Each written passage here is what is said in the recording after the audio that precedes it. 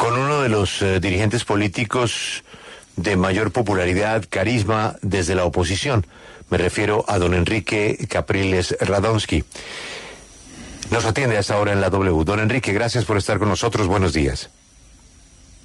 Buen día, un placer en saludarlos desde Caracas. Don Enrique, siempre que nos aproximamos a un proceso electoral en Caracas, les preguntamos a ustedes lo mismo. ¿Esta vez hay unidad en la oposición? Y nuevamente le hago la pregunta porque al debate solo fueron 8 de los 14. Nuestra corresponsal en Caracas nos dice que usted no fue, no porque tenga diferencias con la oposición, sino porque piensa que ese no es el mecanismo antes de resolver las inhabilidades. Pero le vuelvo a hacer la misma pregunta. ¿Usted cree que esta vez la oposición está unida o dividida? Bueno, nosotros tenemos que seguir, no tenemos otra opción. Quienes estamos en Venezuela tenemos que persistir en la búsqueda de recuperar la democracia y de cambiar a nuestro país. No tenemos plan B, el único plan que tenemos es seguir luchando para que nuestro país pueda salir adelante. Con respecto al tema del debate y la dinámica en la que estamos, todavía no sabemos cuándo son las elecciones en Venezuela. Probablemente somos de los pocos países en el mundo, porque incluso en países donde hay gobiernos autoritarios, no democráticos, hay un calendario electoral. Aquí no se sabe cuándo van a ser las elecciones. Aquí un día el gobierno se levanta amenazando que va a hacer las elecciones este año, al otro día se levanta y dice que van a ser el próximo año, y así andamos.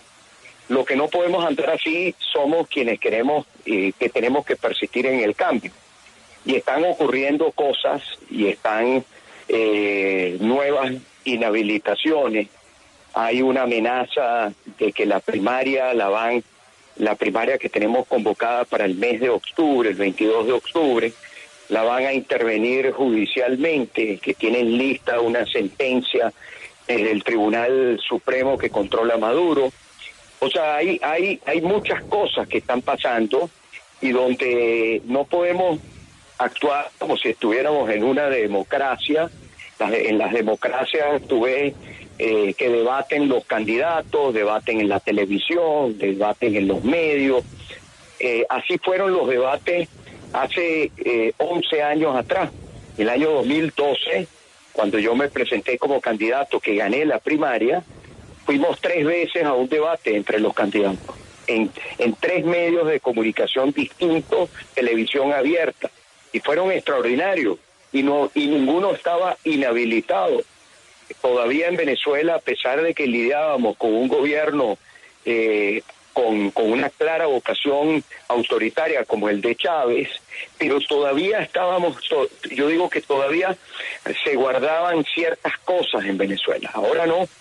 Ahora, repito, hay nuevas inhabilitaciones y yo creo que en esta hora lo que demanda el país de nosotros, más allá de irnos a debatir, que eso está bien, que podamos contrastar ideas, eso puede fortalecer más bien la opción que estamos construyendo, pero tenemos que estar en este momento decidiendo qué vamos a hacer si el gobierno suspende la primaria, interviene judicialmente la primaria.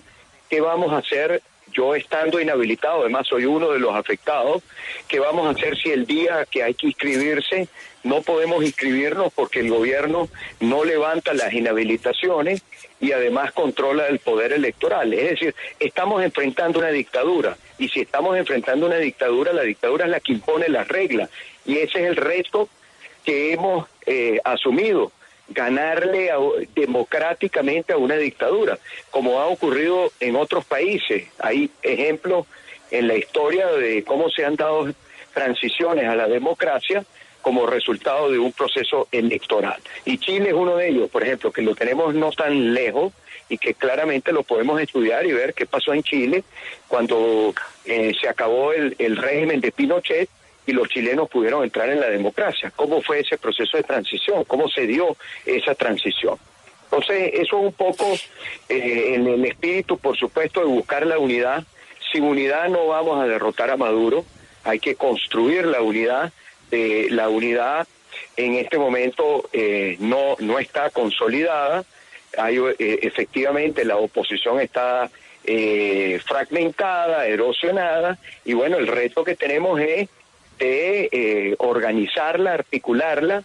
Yo promuevo un movimiento, yo creo que más allá de escoger un candidato, tenemos que conformar un gran movimiento que aglutine a todos los venezolanos que quieren cambio.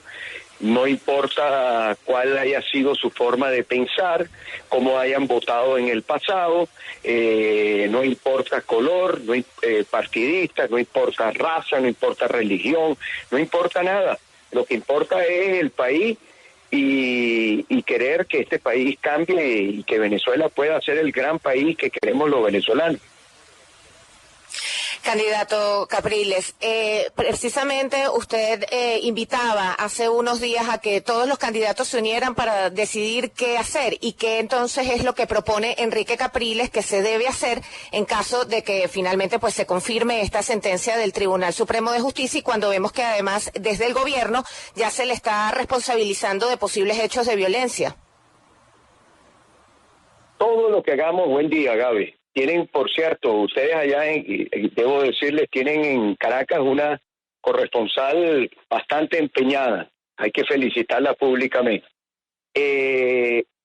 Yo lo que pienso es que todo lo que hagamos, absolutamente todo lo que hagamos, y todas las propuestas que vengan, que cada quien puede tener una propuesta y puede ser que la suma de todas sea la gran propuesta, ojalá que así sea, pero todo lo que hagamos tiene que ser para poder votar o ejercer nuestro voto el próximo año. Lo que no podemos hacer es abstenernos. O sea, lo que no podemos hacer es que si Maduro, que va a seguir generando tropiezos, poniendo obstáculos, arremetiendo, nuestra respuesta sea como ha sido en otras ocasiones, es salirnos del proceso electoral. Eso es parte de lo que quiere Maduro. O sea, Maduro promueve dos cosas claramente. Él y su cúpula. Una de ellas, la división dentro de la oposición. Son expertos generando intrigas, rumores, como decimos en Venezuela, chisme, otros lo llaman brollos. O sea, es tratar de generar intrigas. Con este tema de las inhabilitaciones ya está corriendo una intriga que el propio gobierno genera, que es que van a hacer habilitaciones selectivas, es decir, van a mantener inhabilitados a unos y van a habilitar a otros.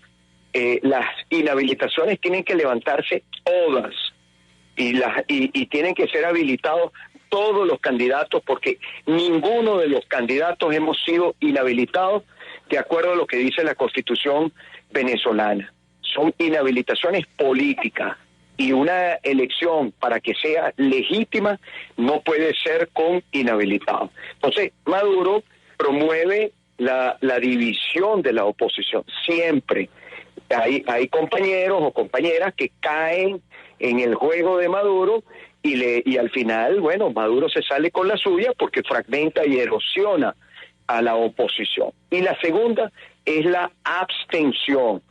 Por eso quiere cambiar el Consejo Electoral, quiere poner un Consejo Electoral repelente, probablemente con algunos radicales de su grupo, que sean unos espantavotos. Bueno, frente a todo eso, la respuesta de la oposición tiene que ser más unidad y más votos y más participación.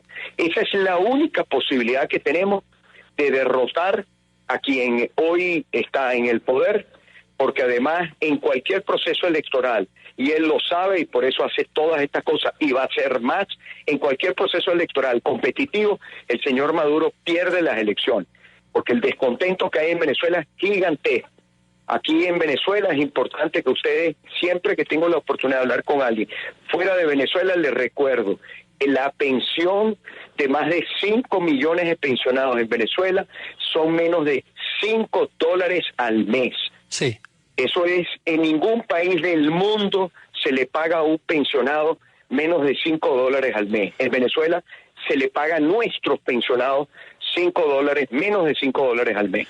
Candidato, pero la oposición de Venezuela ha estado intentando de todo en estas 2 últimas décadas de dictadura chavista. Unas protestas masivas, acudir a las elecciones, no acudir a las elecciones haciéndole un boicot, también ha estado intentando con apoyo internacional, un presidente interino, pero no ha servido de absolutamente nada. ¿Cómo puede asegurarle usted a los venezolanos que esta vez sí existe la posibilidad de derrotar a Maduro, como usted dice, y de volver a la democracia? Bueno, asegurar en un país donde no hay garantía, donde no se respeta el Estado de Derecho, donde hay una dictadura, que alguien venga y asegure, estaría, creo yo, mintiendo. Nosotros lo que estamos planteando, y yo en lo personal soy un creyente, de que a través de un proceso electoral con un país organizado, aglutinado, estoy seguro que vamos a poder avanzar, por supuesto con la mirada puesta en un cambio político, un cambio de gobierno. Estoy seguro que vamos a poder avanzar más, a no hacer nada, a abstenernos, o, como tú bien has dicho, sí, efectivamente hemos tenido a lo largo de estos años protestas masivas que han mostrado el carácter de violador de derechos humanos de quienes están en el poder, con muertos, heridos, procesados, presos políticos. Entonces, el venezolano, que todavía somos la mayoría los que vivimos en el territorio, somos personas que tenemos cultura y queremos reencontrarnos con nuestro voto, queremos ejercer nuestro mecanismo de expresión, y todavía eso no nos lo ha robado Maduro. Es decir, todavía pareciera que Maduro tiene que convocar unas elecciones, o se siente presionado a tener que convocar unas elecciones, y que en esas elecciones todos seguimos teniendo la oportunidad de ejercer un voto. Cada persona es un voto. Sí. Así como hemos intentado, hemos buscado todo para poder salir de esta desgracia que hay sobre nuestro país. También es cierto, y hay que decirlo, que no todos estos 24 años el gobierno era impopular. En los primeros años del expresidente Hugo Chávez llegó a tener unos altos índices de popularidad, es decir, Chávez ganaba procesos electorales, distinto al caso de Maduro. Por eso vemos a Maduro mucho más autoritario, mucho más contrario a las reglas de la democracia, porque sabe que si juega democráticamente, pierde. Ahora, nosotros no podemos salirnos de la democracia, el que se sale de la democracia es él. Nosotros tenemos que usar las armas de la democracia, y la arma principal de una democracia es el voto. Claro. Por eso es tan importante organizarnos y ejercer masivamente nuestro voto. Y les reitero y termino, es que la historia está llena de ejemplos de transiciones a la democracia parecidas a la venezolana. Es decir, cómo a través de un proceso electoral se venció una dictadura, un régimen autoritario con vocación totalitaria, como es el caso del señor Maduro. Candidato Capriles, ¿pero qué haría al gobierno de Nicolás Maduro recular o echar para atrás esas inhabilitaciones que tienen los candidatos más fuertes, como lo son usted, María Corina, Freddy Superlano? ¿A cambio de qué? ¿Hay un plan, hay una mediación internacional en cuanto a esto, específicamente de Estados Unidos? Mire, hay un proceso de negociación que ya es de larga data, estancado, paralizado por Maduro. Yo no estoy diciendo que es que Maduro esté considerando o va a levantar las inhabilitaciones, porque es que ahora se convirtió en un demócrata y va a hacer eso. No, yo lo que creo es que Maduro no puede inhabilitar a 28 millones de venezolanos. Por lo tanto, si llegado el momento de que hay que inscribir una candidatura y seguimos esperando un acuerdo, un proceso de negociación que no se ha dado, él sigue controlando las instituciones y se va a cerrar el momento, nosotros tenemos que presentar una opción. No podemos dejar sin opción a los venezolanos. Por eso es que más allá de la aspiración legítima que pueda tener cada uno de nosotros, que es legítimo tener una aspiración, pelear por una candidatura, etcétera, yo lo que creo que más allá de eso está el país. Y no se trata de que es que estamos claudicando y que no vamos a luchar por el ejercicio de nuestros derechos. Por supuesto que sí, en Venezuela los venezolanos todos los días salen a luchar por el ejercicio de sus derechos. Lo que no puede ser es que dejemos a la gente sin opción, porque no estamos jugando contra un sistema, contra un gobierno democrático. Estamos lidiando contra una dictadura, y la dictadura impone las reglas, porque si no impusiera las reglas no fuera una dictadura. Esa es la realidad. O sea, y pensar que es que no, es que vamos otra vez, nos vamos a ir desde acá o desde allá y le vamos a obligar sin tener apoyo militar, es lo que ya ustedes, uno de ustedes dijo, efectivamente, lo que han sido un recuento de todos estos años, dónde hemos podido avanzar y dónde no hemos avanzado. Sí. La oposición ganó las 2/3 partes de la Asamblea Nacional del año 2015. ¿Por qué? Porque fue unida y porque votó masivamente. La oposición ha tenido resultados en estados y en municipios y consejos municipales y parlamentos regionales donde ha sido exitoso porque ha ido unida y ha votado masivamente. 10 años después de mi último proceso electoral, donde ustedes recuerdan lo que pasó frente a la elección con Maduro, las condiciones de Venezuela hoy, desde el punto de vista del número de venezolanos que estarían dispuestos a votar contra el gobierno, es decir, a favor de un cambio, no es lo que era hace 10 años. O hace 10 años era un país prácticamente a 2 partes del mismo tamaño. Hoy día no, hoy día claramente hay una parte que quiere cambio, que es mayoría, y hay otra que quiere resistir y mantenerse en el poder. Señor, quiero preguntarle por el papel que ha jugado el presidente colombiano Gustavo Petro, entre otras, empoderado por el gobierno de los Estados Unidos. Hubo cumbre en Bogotá, el presidente Petro pues estaba ahí jugando un papel importante que sin embargo parece haberse diluido un poco con el tiempo. ¿Usted cree que el presidente Petro le da garantías a la oposición y al régimen de Nicolás Maduro como para encontrar algún tipo de solución a este impasse? Bueno, mire, yo no me meto en los temas de política interna de ningún país, y menos lo voy a hacer en el tema de Colombia, ¿no? Hay más de 1 millón de venezolanos en Colombia, algunos hoy, bueno, muchos con doble nacionalidad, es decir, pudieron ejercer en su momento su derecho al voto. Yo quiero lo mejor para Colombia como quiero lo mejor para Venezuela, y si el gobierno que está hoy en Colombia quiere ayudar a los venezolanos y quiere ayudar a la solución de la crisis económica, política y social del país, bienvenido sea. Yo creo que el presidente Petro, que por cierto había sido inhabilitado y como consecuencia de una decisión de la Comisión Interamericana de Derechos Humanos, a su favor fue habilitado por el Estado colombiano. Y digo porque yo tengo también decisión a mi favor de la Comisión Interamericana de Derechos Humanos, que Maduro sencillamente, bueno, usted sabe que eso para ellos ellos no acatan nada, no respetan ninguna ley, ninguna constitución, ninguna norma. Por eso recordar que la lucha en Venezuela es una lucha desigual, absolutamente desigual.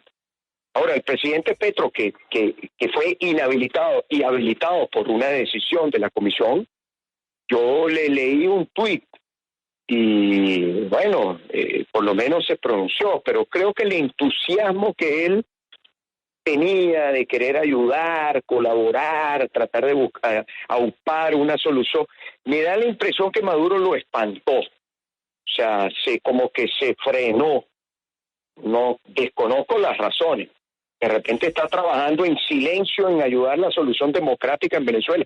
Ojalá.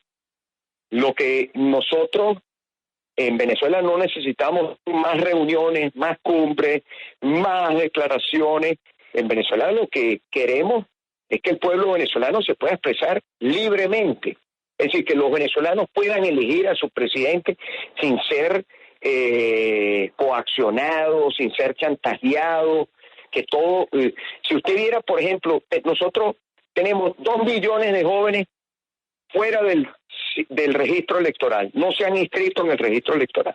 Ahora, el Consejo Nacional Electoral solamente abre una oficina de registro en las capitales de estado. O sea, si usted vive en el estado Miranda, donde yo fui 2 veces gobernador, y usted vive en el área metropolitana de Caracas, que también forma parte de Miranda, para poder ir a donde usted se va a inscribir, usted necesita por lo menos, se toma 1 hora en carro. Un muchacho que no tiene vehículo, el problema del transporte, ¿cómo llega a inscribirse? Bueno, eso es parte de las dificultades, de los obstáculos, de los tropiezos que pone Maduro. Dígame, por ejemplo, con los venezolanos que están en el exterior, para poder registrarse, para poder votar desde el exterior. Es una realidad los millones de venezolanos que están en el exterior, que siguen preocupados por su país, que siguen teniendo familia en su país. Bueno, no quieren que los venezolanos en el exterior, Maduro no quiere que los venezolanos voten en el exterior, porque sabe que son votos contra él. Bueno, entonces, nosotros al final, lo que le digo, mire, si el presidente Petro quiere ayudar, que ayude, pero que no se quede en reunidera, porque eso no, mire, cuántas reuniones más, cuántas conversaciones más. O sea, al final es todo, América Latina en su mayoría, son gobiernos democráticos. En Colombia hay un gobierno elegido por el pueblo colombiano. Igual en Brasil, por decirlo, si son afines a Maduro. En Brasil el presidente Lula lo eligieron en unas elecciones democráticas. Ahora, la región tiene que decirle a Maduro, mira Maduro, aquí tiene que haber, en Venezuela tiene que haber elecciones democráticas, no caer en lo que dijo Lula, de que eso era un problema de narrativa. ¿De verdad usted cree que el problema venezolano es un problema de discurso, de narrativa? Es un problema económico y social del país más desigual hoy de América. Si usted cree que en Colombia hay desigualdad, usted no sabe la desigualdad que hay en Venezuela. O sea, el más desigual de América, un país petrolero. O sea, porque si Venezuela no fuera un país petrolero y el petrolero ya no fuera un recurso que tuviera valor, bueno, entonces Venezuela, oye, no logró desarrollar su campo, no logró desarrollar industria, no logró diversificar su economía. No, pero es que el petróleo sigue siendo un gran negocio todavía en el mundo. Y un pensionado venezolano gana $5. ¿Qué piensa el presidente Petro de que un pensionado venezolano gane 130 bolívares, sin menos de $5 al mes? ¿No le parece eso una pensión de hambre, una pensión que condena a los adultos mayores a morirse porque no puede comprar las medicinas, porque el Estado no le da la salud pública en Venezuela está desmantelada? Entonces, eso no puede irse de reuniones, cumbres, etcétera, etcétera. Ojalá que no haya perdido el ímpetu. Me da la impresión que Maduro lo espantó, que Maduro se dio cuenta que con Maduro es como perder el tiempo, pero como lo que pasa en Venezuela afecta a Colombia, hay que persistir. Así como nosotros en Venezuela persistimos en nuestra lucha, también los compañeros presidentes que están en la región también tienen que persistir en la búsqueda de que Venezuela tenga un acuerdo que permita que esto finalice en una elección democrática y que en Venezuela haya un acuerdo, más allá también de la elección, que permita que el país tenga estabilidad por los próximos 30, 40, 50 años, los próximos 100 años. Ojalá que así sea. Él es Enrique Capriles, reconocido dirigente, candidato a las primarias opositoras aquí en la W. Don Enrique, lo mejor para Venezuela. Gracias por atendernos. Muchas gracias y buen día para ustedes.